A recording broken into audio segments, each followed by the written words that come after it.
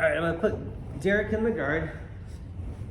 Sometimes if they got wide backs, it's hard to get the ankles in, or I have to move myself in a little bit tighter on the low of the back to try to get the ankles to cross, but they're not gonna be very, very tight, so I need to add the hands to kind of help me in, because all he has to do is post and break away, post the hands, and then that's kind of an easy counter for him to escape out.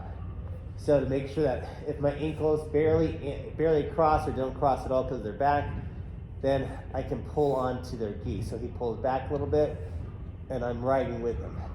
That opens up this collar and allows the opposite hand to shoot through. You want it to the center back of the head if possible, and then your palms up. You're gonna try to grab as much material as you can and just hold it in a fist.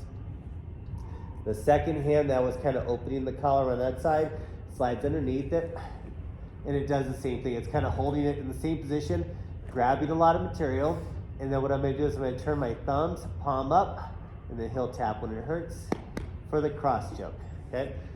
I'm here, I start out like this, I grab material, and then I finish off with the palms facing towards me, so I'm in a mummy position, ideally.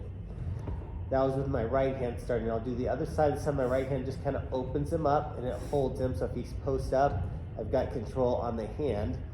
This hand here sneaks under, grabs and bites. The second hand goes underneath it, grabs the material, and then again, it's just gonna be a cross choke until they tap, turning it in. And elbows will go out slightly as they turn it. He's gonna counter that on this next motion, so I start out the same. I grab the grip, but he knows that this hand wants to slide under, so it gets blocked, so I can't cross choke him here. So in this case, he's gonna let me do it. I'm gonna swim over, so he doesn't expect me. He expects me to go this way. He won't expect me to go over this way. So I kind of swim out of it.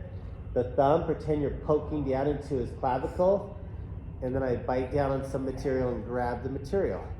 Now my bottom hand, which was my right hand here, is just gonna pull more than the left side, and he's gonna tap when it hurts.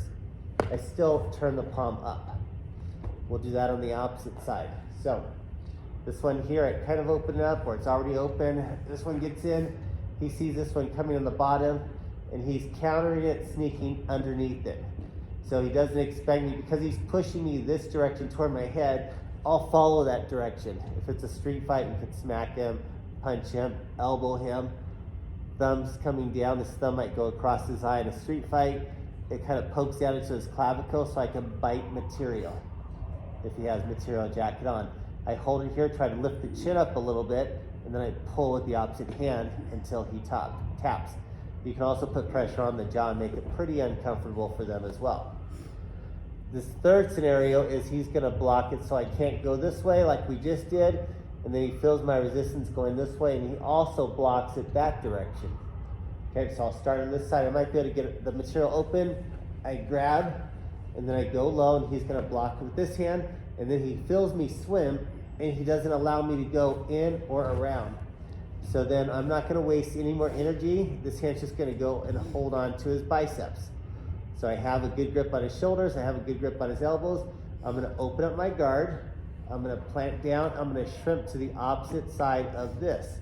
And when I shrimp, the opposite leg is gonna bite down above his armpit. So I leave out, and I bite down. So I have pretty good control to keep him where I want him right now. Then the hand that's over by his ear is gonna come around, hold his head down, and then I'm gonna bring the other leg over, lift the hip up, stretch him out, and he'll tap, or I can roll him over into the armbar if he rolls with it. Same thing here, this hand here is gonna sneak under and grab, so I've got the first bite, but I can't choke him with one bite. He's blocked this, I can't punch him, I can't swim over. I can't go under, so I'm just kind of stuck here wasting energy and time. So I just simply grab his biceps, so I have a good bite. I'm gonna move to the opposite side, which is now this side here. So I open up guard, and I start swimming and biting down as I pinch my legs together. The hand on top can simply push down the head, so I get a good tension load. I'm here, stretch, lift up, and he taps. So, that's good there. So you go for the first one, that may be successful, that's all you need to do. I go for one, it gets blocked here, I go over, I grab and I finish with that side. Next one, I go under. It gets blocked from going under. It gets blocked from going over. So what do? I want to shrimp to the opposite side. So I shrimp over here. I grab that tricep. I bite down on the leg, and I come over, bite down and lift. Work on that